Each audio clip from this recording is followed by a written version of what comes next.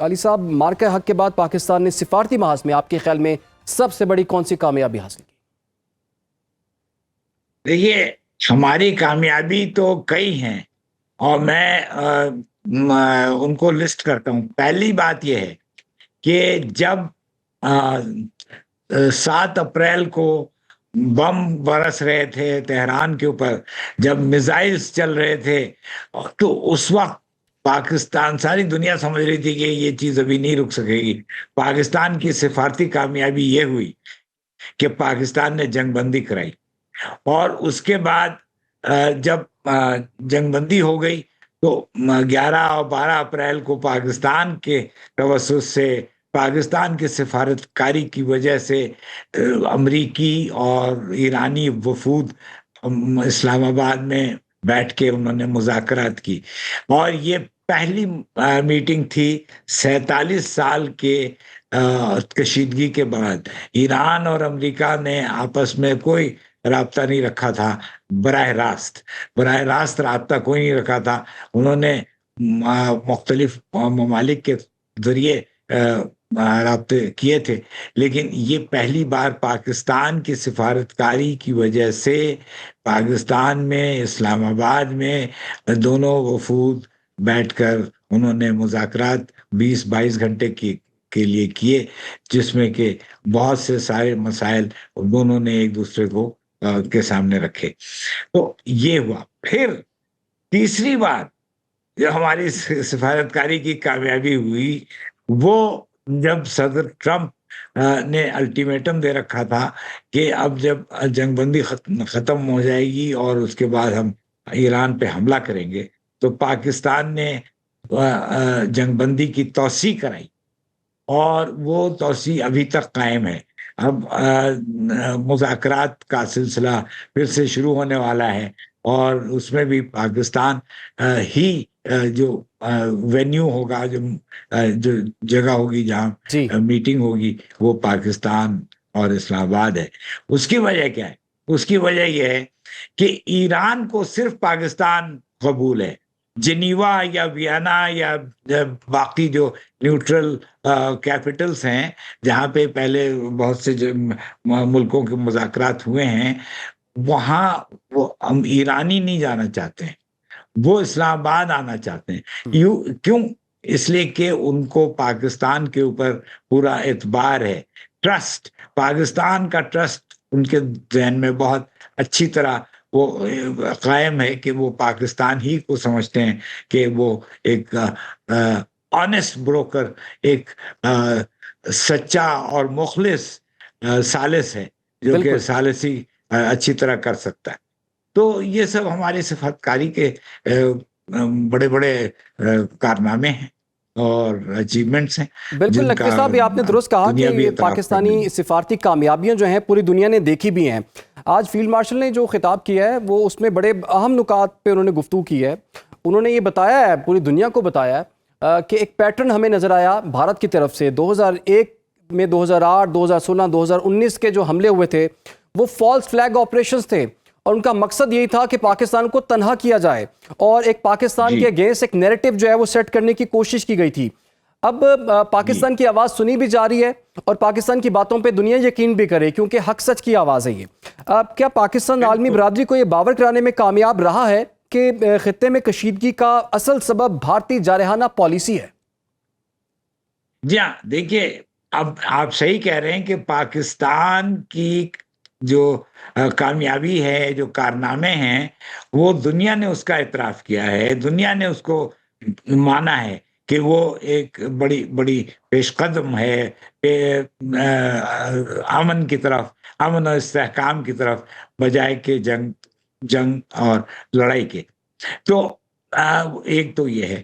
دوسرے، بھارت کا جو ایک گھنونا چہرہ وہ سامنے آیا ہے کہ اس نے فالس فلیگ آپریشنز پہلے بھی کیے ہیں، اور جو آج chief of defence forces field marshal Asim Munir صاحب نے جو سارا کچھ بتایا ہے، وہ بالکل درست ہے کہ یہ بھارت کا جو فالس فلیگ آپریشن 2000 کوئی 26 سال سے چل رہا ہے.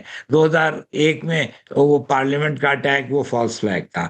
اس کے بعد 2008 میں ممبئی کا جو حملہ تھا وہ فالس فلیگ تھا. پھر 2016 میں، 2018 میں، 2022 میں، یہ ہر کسی ایک عرصے کے بعد بھارت فالس فلیگ آپریشن کرتا ہے.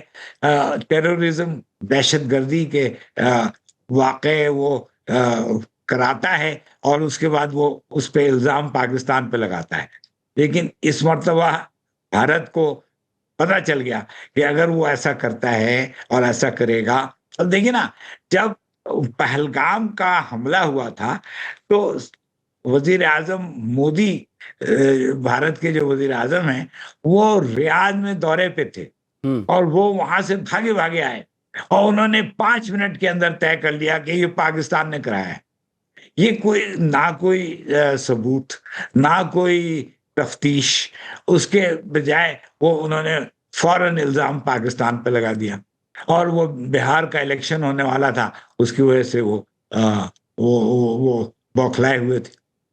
پھر انہوں نے پاکستان پہ یہی 7-8 مئی میں کی رات میں پاکستان پہ حملہ کیا تو پاکستان نے اس کا بھرپور جواب دیا، اور ایسا جواب دیا کہ ان کے جہاز گرا دیے، جو کہ صدر ٹرمپ بھی اس کا اعتراف کرتے رہتے ہیں. جی جی. تو ہم نے بھارت کو یہ بتایا کہ اس طرح کی اگر حرکتیں وہ کرے گا تو پاکستان چپ نہیں بیٹھے گا.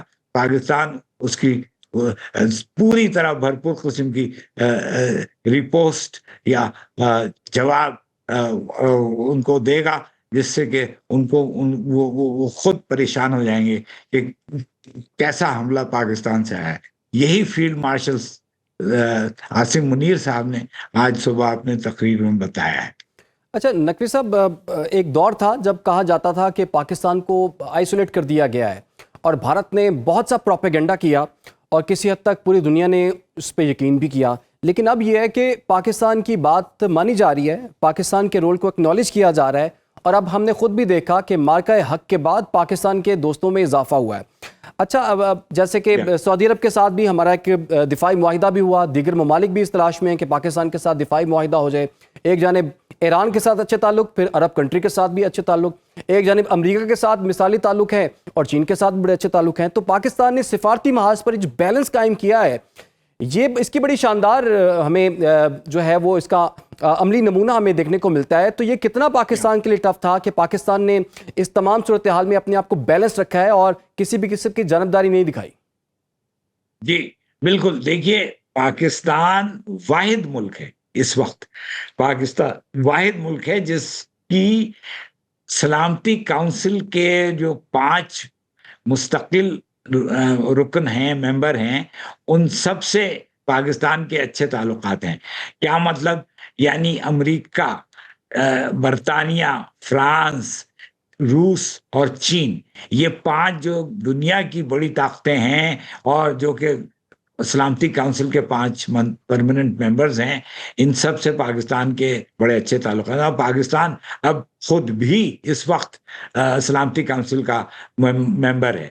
تو پاکستان ایک ایسے اسپیشل پوزیشن میں ہے، ایک ایسی خصوصی جگہ اس نے لی ہوئی ہے اپنے لیے کہ ساری دنیا پاکستان کی طرف دیکھ رہی ہے. اور یہ ہماری جو آئسولیشن آپ کہہ رہے تھے، جو انڈیا کرنا چاہتا تھا، وہ تو کہیں دھری کی دھری رہ گئی ہے. اب انڈیا آئسولیٹ ہو گیا ہے، انڈیا کی آئسولیشن واضح ہو رہی ہے.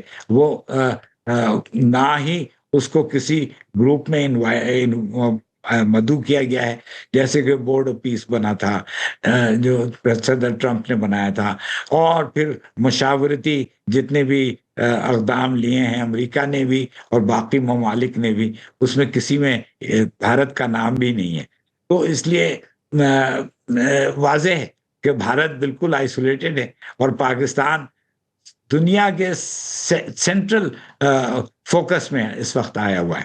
بالکل. اور یہ بہت بڑا کمال ہے. یہ ایسے ہی نہیں ہوتا ہے، یہ ہوتا ہے کسی وجہ سے، اور وہ وجہ یہ ہے کہ ہم نے اپنی مخلصانہ اپروچ، اپنی کوششوں، اپنی کاوشوں کے ذریعے ایک پوزیشن اپنی بنائی ہے، اور یہ ہمارے سفارتی کامیابی کا تو ایک نقوی صاحب، بڑا اب اچھا تو غیر ملکی خبرساں ادارے بھی اپنے آرٹیکلز میں، اپنے مضامین میں اس چیز کو اجاگر کر رہے ہیں، اور پاکستان کو ایک ٹائٹل دیا جا رہا ہے کہ پاکستان ایک نئی مڈل پاور کے طور پر جو ہے ابھر کر سامنے آیا ہے۔ اس ٹائٹل کو آپ کتنا بڑا سمجھتے ہیں؟ یہ کیسی بڑی اچیومنٹ ہے یہ؟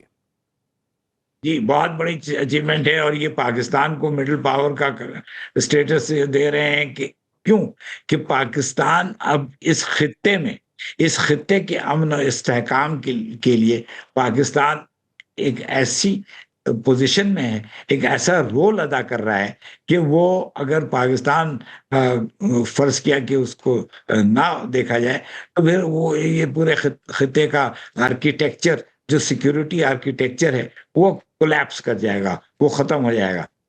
تو پاکستان اس وقت اپنی پوزیشن کو لے کر کھڑا ہے، اور اپنی سروسز، اپنے خدمات کے لیے حاضر ہے، کہ وہ بتا سکتا ہے دنیا کو کہ وہ سہولت کار بھی ہے، وہ ثالث بھی ہے، وہ اس خطے میں امن و استحکام کا داعی بھی ہے۔ تو پاکستان ایک بہت کروشل، جس کو انگریزی میں کہتے ہیں کروشل رول ادا کر رہا ہے۔